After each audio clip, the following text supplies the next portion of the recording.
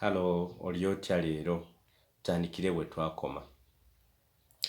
Although both men had tremendous respect for education and learning, they disagreed in what they thought was important to learn.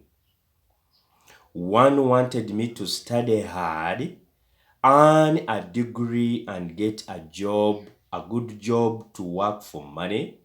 He wanted me to study to become a professional, an attorney, or an accountant, or to go to business school for my MBA. Bataata bombi baali bawa ekitiibwa okusoma era nga bafaayo omwana okubanga asoma. Wabula akugamba bombiriri wadde baali baagala okusoma, ebyokusomako byalinga byawukana. Era akulaga omu wano ye yali ayagala omwana agende asome afune degree asobole okufuna omulimu omulungi. Era yayagala nnyo ofere nga ospecializinga oba ofuuke musawo oba mulamuzi lawyer oba accountant. Kyokka omulala yali nga ayagala. The other encouraged me to study to become rich, to understand how money works and to learn how to have it work for me. Omulala yafangayo nnyo nga ayagala omwana ono aleme kugamba asome kubeera ne ssente. Era amanyi waba alina ssente ezo zimuyambye zitya oba zimukoledde zitya. Ssente zireme kumufuga ng'abamu ssente zitufuga. Abalala bwe baba ne ssente tamanyi musenzi. So akugamba wano ye yali ayagala oyige engeri y'okufunamu essente. Ate bw'oba omaze okuzifuna zikuyikoledde zitya essente endala. Oba oli awo n'okusigala ng'oli muntu mulamu. I don't work for money were words he would repeat over and over. Money works for me. Which that yalinga amugamba nze sikolerera ssente. Tayagala kukolerera ssente. Era ebigambo byaddingananga. Era n'amugamba wabula ssente ze zinkolera. Sizikolera wabula zinkolera. Enjawulo tugenda kwongera mu maaso tugyetegereze. Kiki yali ategeeza ng'akukubiriza naawe ky'oba okola. Ayongera otunyumiza n'atugamba at the age of 9 years I decided to listen to and learn from my rich dad about money. Ku myaka omwenda ogwo gwe yaliko wano yasalawo atandika okuba nga awuliriza era ayige okuva eri taata omugagga ku bikwatagana ne ssente. And in doing so I chose not to listen to my poor dad even though he was the one with all the college degrees. Yasalawo tagenda kuwuliriza kitaawe ku bikwatagana na ssente newankubadde ebitabo byonna ye yali abikola ki abirina. Katwongereyo maaso tulabibwa kye tuliko wano. Ayina kapoemu wano ke yajja ku Robert Frost naye nga yali amunyumiza ku nguudo ezaali ebbiri ng'olumu luyitwamu nnyo ng'olulala teruyitwamu nnyo. N'agamba ye yatambula oluguudo olwali lutayitwamu nnyo. Era wano kyekyagezako okulaga mbu w'otunuulira abataata bali ababiri ze nguudo zaffe ebbiri. Abasinga ffenna tweyunidde oluguudo lw'okubeera nga tumalayo ebitabo newankubadde bye tusoma okumalayo tetubimanyi. So ate ono n'akugamba era ye yakwata ekkubo abantu abasinga lye batakwata. N'atunuulira nnyo kamala esomeko kye nsomye tandika okwetegereza sente zitambula zitya era zikola zitya era mbadde nazo ntya.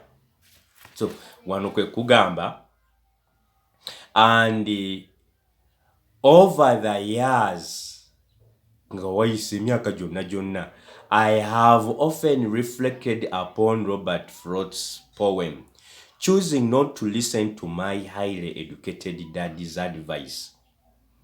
Naasuulawo kitaawe eyali asomye ebitabo ebingi, and the attitude about money was painful decision, but it was a decision that shaped the rest of my life. Kasita yasalawo okusuula newankubadde ono yali taata we amuzaalira ddala, yagamba gwe taata mbulira ku bisigadde ebikwatagana ne ssente, awo gwe tomanyiiwo tutegeerawo bulungi, kangende n'oli taata omulala. Once I made up my mind whom to listen to, my education about money began. Kasita yasalawo ne tulonda oli taata, ebitabo okusoma kwe ebikwatagana ne ssente byatandika. My rich dad taught me over a period of 30 years. Yamusomesa mu myaka 30 era ge tugenda okutunuulira paka we tunamalayo akatabo kano, until I was age 39. He stopped once he realized that I knew and fully understood what he had been trying to drum into my often thick skull. Kitaawe yalekeraawo ng'amaze okukakasa mbu omwana ono byazaamusomesa ku myaka 39 mu butuufu yali abitegeeredde ddala. Money is one form of power, but what is more powerful is financial education. Wano njagala twetegeze wadde eri mu maaso tuba tugenda kuyitiriza okugamba ekigambo sente, money, sente. Njagala mwetegereze mbu ye tayagala kusikiriza kigambo kya sente, wabula financial education.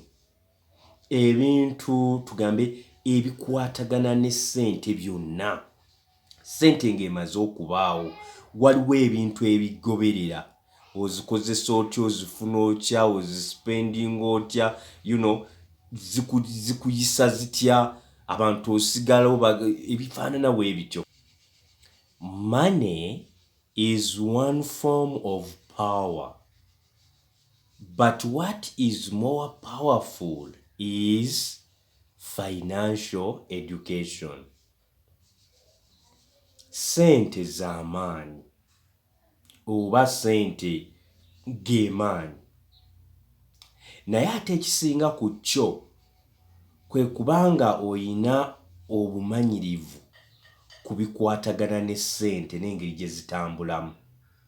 Ngera bwe tugenda okyetegereza, ky'ova olaba abamu we tukwata ate ku ssente ne tufuuka babi nnyo oba balala nnyo. Naye yakugamba okumanya ssente engeri gye zitambulamu, ne bwe ziba ziweddewo, zijja ne zigenda, osigala okyali yeggwe ng'okyali muntu. So tetwagala ozifune ofuuke kitalo. Kyakugamba mbu okumanya essente n'engeri gye zitambulamu kye kisinga obulungi oba amaanyi okusinga ssente obusente. Era tugenda kulaba engeri gye yakizimbamu nga kijja mu maaso awo. N'akugamba money comes and goes. Sente mutuufu zijja ne zikola ki? Ne zigenda. But if you have the education about how money works, you gain power over it. Kasita omanyi engeri sente gye zitambulamu, ofuna amaanyi. Kugamba oba oli waggulu waazo nga sente tezikufuga, nga sente tezikujja ku mulamwa, sente tezikuwemukisa. Abamu bawemukira mu ssente ssebo. Abalala ne birabira n'abantu, ne birabira mbu ddala bani bantu bannange empangala nazo nabo ku lwakya nti alina essente. So akugamba, you gain power over it and can begin building wealth. Ngero okulaba nga ssente zirina okulekamu ak'obuntu. So womala okuzitegeera kati ate otandika okuzimba kye tuyita obugagga obw'ensibo, ye wealth. Nayongera n'agamba, the reason positive thinking alone does not work is because most people went to school and never learned how money works. Obuzibu bwe bujjira wano mbu wadde osigala twezzaamu amaanyi, naye ate obutamanya ngeri ssente gye zitambulamu. Ekyo kye kikyatulesa abasinga abaagenda ku ssomero. So kaweefube waffe gwe tuliko wano, leka bye twasoma tubyongeremukko ku bukodyo buno. Tulabe engeri gye tusobola okubanga tuzimbira ddala ekintu eky'omuggundu. N'agamba, so they spend their lives working for money.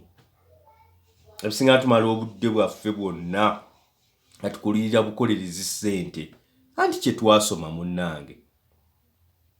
So negattaako tutambulire wamu tulabe engeri y'okutaanyaamu embeera, y'okwongeramu ebyo bye twasoma, by'okwongera okukwasaganya ssente zitambudde zitya, zikulekera eddiini yo, zikulekera obuntu bulamu, zikulekera emikwano gyo, zikulekera effamire yo ng'eri intact, nga simba olw'okuba ssente weziri oba teziriiwo osigale ng'oli gwe musomo gwe tuliko, osigale ng'oli gwe.